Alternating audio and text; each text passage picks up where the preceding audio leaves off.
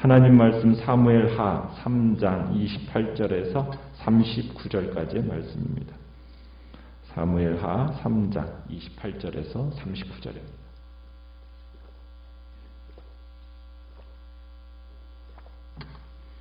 사무엘하 3장 28절부터 읽습니다.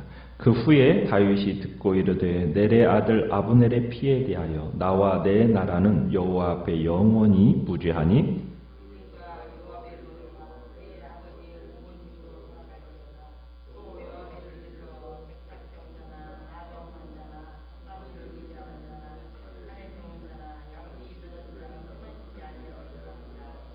요압과 그의 동생 아비새가 아브넬을 죽인 것은 그가 기브온 전쟁에서 자기 동생 아사헬을 죽인 까닭이었더라.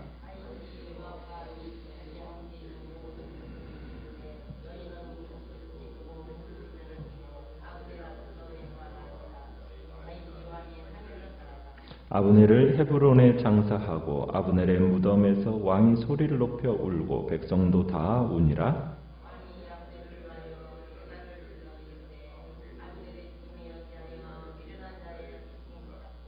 내 손이 결박되지 아니하였고 내 발이 착고에 채이지 아니하였거늘 불의한 자식의 앞에 엎드러짐 같이 내가 엎드러졌도다. 하매 온 백성이 다시 그를 슬퍼하여 우니라.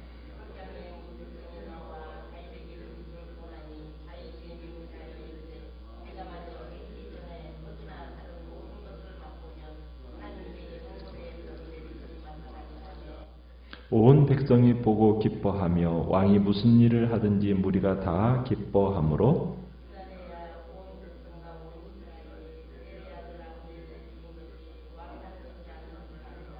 왕이 그의 신복에게 이르되 오늘 이스라엘의 지도자여 큰 인물이 죽은 것을 알지 못하느냐? 내가 기름 부음을 받은 왕이 되었으나 오늘 약하여서 스루야의 아들인 이 사람들을 제어하기가 너무 어려우니 여호와는 악행한 자에게 그 악한 대로 갚으실지로다 하니라. 아멘. 오늘 말씀의 제목은 아브넬의 죽음에 대한 다윗의 대처라는 제목으로 말씀을 나눕니다. 북이스라엘과 남유다가 이제 아브넬의 중재로 이제 통일을 앞두게 되었는데 어떻게 보면은 뒤엉켰던 실타래가 실오라기 한올처럼 이렇게 순조롭게 풀리는 듯 했죠. 모든 일들이 잘 해결되는 것 같았어요. 그런데 마지막 순간에 다윗을 정치적 궁지로 몰아가는 일이 생긴 거죠.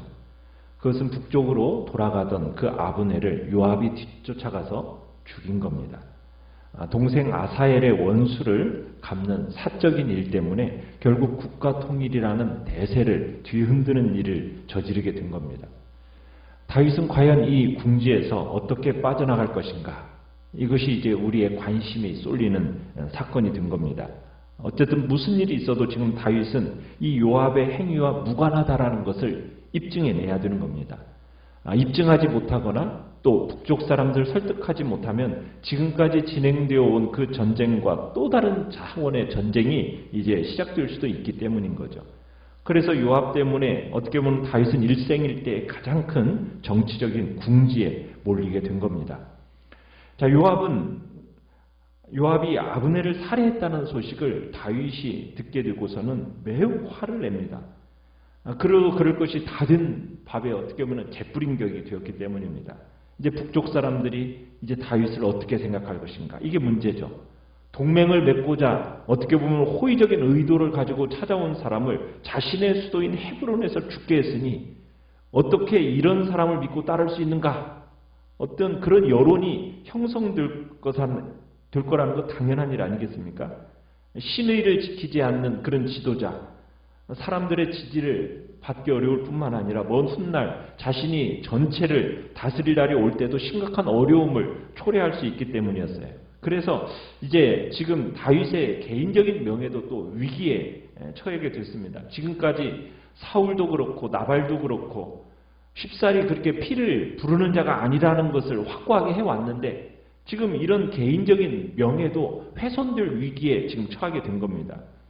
그래서 이제 다윗은 이 요압의 아브넬의 소식을 듣자마자 자신과 자신의 왕국이 전혀 이 사건과 연루되지 않았다는 것을 선언을 합니다. 어떻게 선언을 하고 있습니까? 28절에서 다윗은 아브넬의 그 억울하게 흘려진 그 피의 죗값에 대해서 요압의 집안에 대해서 혹독한 저주를 퍼붓습니다. 29절에서 그렇게 퍼붓는 거죠. 가문의 어떻게 보면 몰락을 선언하고 있는 겁니다. 요압이 누구입니까? 자기 누이의 아들입니다. 조카라는 얘기죠.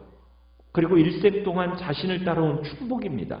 그런 요압을 향하여서 다윗이 분노가 그렇게 달해가지고 지금 이제 어떻게 보면 가문 몰락의 저주를 지금 요압에게 쏟아붓고 있는 겁니다.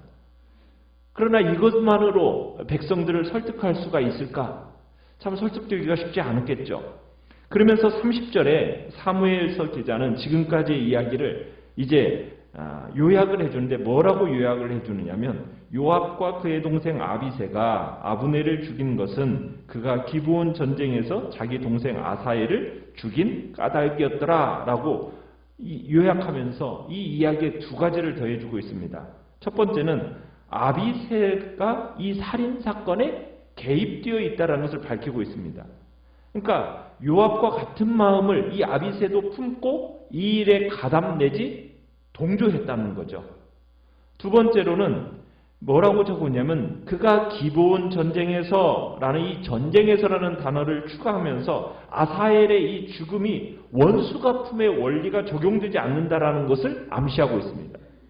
그러니까 이 요압이 아브넬을 살해한 것은 비신사적이고 불의한 암살이었다라는 것을 지금 보여주고 있는 겁니다. 그러면서 이 사건이 이제 다윗과 요압 사이의 갈등의 서막으로서 이제 존재하게 됩니다. 나중에 이 요압은 유언의 자리에서 다윗이 아들 솔로몬에게 차기 정부에서 제거해야 할 살생부 명단에 이 요압을 포함시키게 됩니다. 자, 그러고 나서 다윗은 이제 즉시 어떻게 하고 있느냐면 31절에 보면 온 백성에게 옷을 찢고 아브넬의 죽음에 대해서 슬퍼하도록 이제 명령을 내립니다. 그러면서 자신이 아브넬의 죽음에 결백하다라는 것을 공포하고 있는 거죠. 그리고 이제 그의 죽음은 국가적인 슬픔이라는 것을 알리면서 애가를 이제 지어서 이스라엘에게 널리 알립니다. 왜냐하면 아브넬이 북쪽 이스라엘 지파의 지도자였다라는 것을 고려하고 그의 죽음에 어찌할 바를 지금 모르고 있는 그 민심을 어루만지기 위해서 그런 거고 있는 겁니다. 자, 다윗은 31절에서 누구에게 그 일을 지금 지정하고 있냐면 요압과, 그죠? 요압과 자기와 함께 있는 모든 백성에게 옷을 찢고 굵은 배를 띠고 아브넬 앞에서 애도하라 이렇게 말하고 있습니다. 그러니까 요압을 지금 장례 행렬의 맨 앞에다가 세워놓고 있는 거죠. 그러면서 이 아브넬의 죽음을 우발적인 죽음처럼 보이게 하고 있습니다. 그리고 요압도 그의 죽음을 슬퍼한다라는 것을 보여주면서 아브넬의 그 죽음이 지금 무르익어가고 있는 남북 지파의 어떤 화해와 일치운동에 장애물이 안 되도록 지금 조치를 취하고 있는 겁니다. 자, 이런 분위기 속에서 다윗 왕이 또 상여를 뒤따라가면서 어떻게 합니까? 극한 슬픔을 표현하고 있습니다. 거의 국장 수준의 장례식을 치르고 있는 거죠. 아브넬을 헤브론에 장사하면서 32절에 보면 아브넬의 무덤에서 다윗이 소리를 높여 울고 우니까 누구도 울고 있습니까? 모든 백성들이 또 다 함께 웁니다. 그러니까 지도자의 울음이 백성들의 울음을 촉발시킨 겁니다. 그리고 그날은 하루 종일 뭘 했을까요? 금식을 했습니다. 이것이 다윗의 진심이었다. 아니다. 이것을 말하기에는 뭐 이렇게 정확하게 표현할 수는 없지만 다윗의 진심이었을 수도 있어요. 왜냐하면 아브넬과 다윗의 관계는 어떤 관계냐면 사울왕 초기에 동지였습니다. 어떻게 보면은 하루 이틀간에 쌓여진 우정이 아니에요.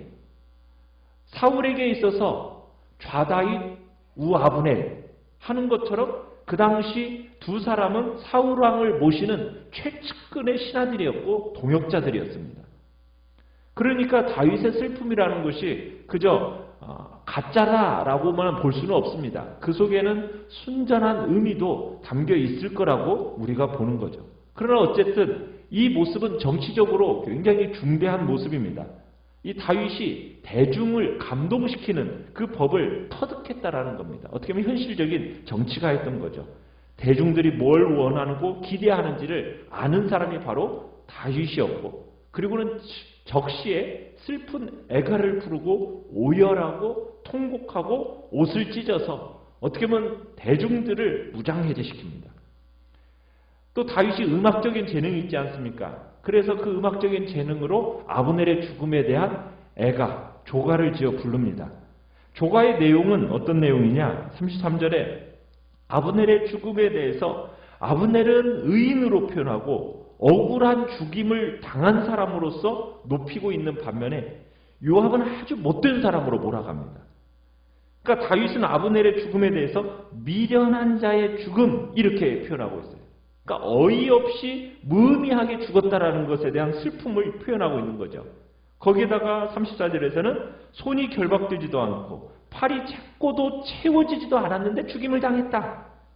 이 얘기는 뭐냐면 전쟁에서 패배해가지고 포로로 잡혀서 죽임을 당한 게 아니라 평화를 가장한 배신자들에게 갑자기 불의의 일격을 당해서 죽었다라는 표현을 하고 있는 겁니다.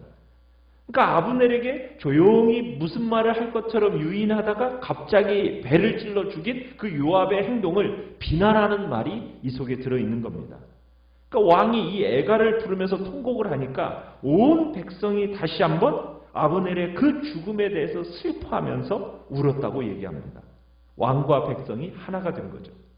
그리고는 35절에 보면 석양이 지기까지 식음을 전폐했다고 얘기합니다. 그런 다윗에게 백성들이 나와서 음식을 권합니다. 그러자 다윗이 또 뭐라고 맹세를 합니까? 만일 내가 해지기 전에 떡이나 다른 모든 것을 맛보면 하나님이 내게 벌 위에 벌을 내리시기 마땅하다 하면서 이 말을 맹세를 통해서 자신의 슬픔의 진정성을 이렇게 보여주면서 다시 한번 백성들의 마음을 감동시키죠. 그러니까 이런 다윗의 진정성 넘치는 애도가 온 백성들의 마음을 어떻게 하게 만들었다고 얘기하고 있습니까? 36절에 보면 기쁨으로 이렇게 만들어줬고 다윗 왕이 무슨 일을 하든지 온 무리가 다 기뻐했다라고 기뻐하기 시작했다고 얘기합니다. 이 얘기를 통해서 역설적으로 아브넬의 장례식이 오히려 다윗이 이스라엘의 온 마음에 있는 어떻게 보면은 보좌 위에 등극하는 공적인 계기가 되어버렸습니다. 그러니까 다윗의 이 진심 어린 슬픔과 금식을 보고서 온 백성이 그리고 온 이스라엘이 넬의 아들 아브넬을 죽인 것이 왕이 아니다라는 것을 알게 되었다 이렇게 표현하고 있습니다. 37절에 보면. 그러니까 다윗의 진실되고 마음속 깊은 곳에서 우러나오는 그 애도가 드디어 유다 백성들뿐만 아니라 온 이스라엘 백성들까지도 설득시켰다는 얘기죠. 그리고 다윗이 이 살인사건과는 아무런 관련이 없다는 사실을 사람들이 받아들이게 된 겁니다. 그래서 어떻게 보면 이 사건이 남북 지파 간의 적의를 심화시킬 수 있는 그런 위기의 순간이었는데 그 위기의 순간을 다윗은 전화위복시켜서 북쪽 지파들의 그 무너진 그 민심들을 지혜롭게 수습하는데 성공을 하게 됩니다. 그러니까 다윗이 유다 왕이 된 이후 맞았던 최대의 위기를 잘 넘기게 된 겁니다. 도리어 어떻게 보면 이스라엘 백성들의 마음이 다윗을 왕으로 받아들이는 데 있어서 준비시켜주는 그런 길이 잘 닦여진 사건으로 이 아브넬의 죽음이 사용되어지고 있는 거죠. 그런데 문제는 38절에 보면은 자신의 측근들에게 있었다라는 이야기를 통해서 자신들의 신복들에게 이야기를 합니다. 뭐라고 얘기하고 있느냐면 아브넬의 죽음에 대해서 다시 한번 설명을 해주는데 오늘 이스라엘의 지도자요 큰 인물이 죽은 것을 알지 못하느냐 하면서 이렇게 아브넬의 죽음에 대해서 다시 한번 설명을 하면서 누구와의 관계를 지금 묘한 뉘앙스를 풍기고 있습니까? 스루야의 아들 스루의 아들 요압과 자신과의 그 관계에 대한 묘한 뉘앙스를 풍기는 말을 덧붙이고 있습니다. 그러니까 스루야의 아들 하면 누구입니까? 요압과 아비새. 그러니까 이 요압과 아비새의 군권이 자신의 왕권을 위협할 정도로 이게 지금 걱정이 된다는 거예요. 그러니까 진짜 원수는 따로 있었던 거죠. 그죠? 다윗이 사울에게 쫓겨 광야를 떠돌아다닐 때부터 세상 생사고락을 같이 해줬던 이 다윗의 가장 충성스러운 부하인 이 요압이 어느새 다윗에게 있어서 가장 큰 골칫거리가 되어버렸다는 것이 지금 다윗의 이야기인 겁니다. 우리는 참으로 이런 위기를 어떠한 심정을 가지고 해결해 나갈 것인가가 참 중요하다는 것을 보게 됩니다.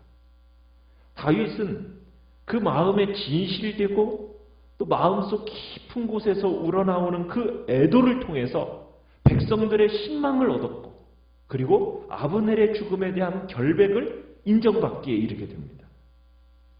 또 그 당시 매스컴이 발달되지 않은 상황 가운데서 애가를 지어 부르게 함으로써 많은 사람들이 그리고 그 많은 사람들 앞에서 식음을 전폐하는 모습을 보여줌으로 말미암아 매우 지혜로운 처신을 통해서 이 문제들을 해결해 나간 것을 보게 됩니다. 결국 어떻게 보면은 위기의 순간이요 오해받을 수 있는 그 순간 속에서 정말 진정성 있는 그리고 진정성이 있고 진실되고 또 마음속 깊은 곳에서부터 우러나오는 그런 슬픔과 애도와 그리고 그런 금식이 결국에는 이 모든 문제들을 해결하는 도구가 되었다는 거예요. 우리가 어떤 문제가 일어나면 가식적이라기보다는 사람들은 그 마음 속에서부터 흘러나오는 진정성을 보고 싶어 하는 것이고 그 마음의 진실됨을 보고 싶어 하는 겁니다. 그 다윗의 모습이 이 문제들을 해결하는 복된 도구로 사용되어진 걸 보게 되는 거죠. 우리의 삶에 있어서 하나님 앞에서 그 모습을 진실됨과 마음속 깊은 곳에서부터 우러나오는 그러한 일을 통해서 진행해 나갈 때 하나님께서는 그 일을 통해 지혜롭게 이 모든 일들을 해결나갈 수 있는 길들을 열어주신다라는 것을 우리가 보게 됩니다. 오늘도 주님의 은혜 안에서 나의 상황 속에서 하나님의 시각으로 바라보며 정말 인간적인 그 마음 속에 정말 제대로 분별하면서 지혜롭게 처신할 수 있는 은혜를 달라고 그래서 내게 처해진 그 상황을 하나님의 은혜 안에서 참으로 복되게 바꿔나가는 그런 아름다운 결과들이 우리 안에 나타날 수 있게 해달라고 기도하며 나가시길 바랍니다.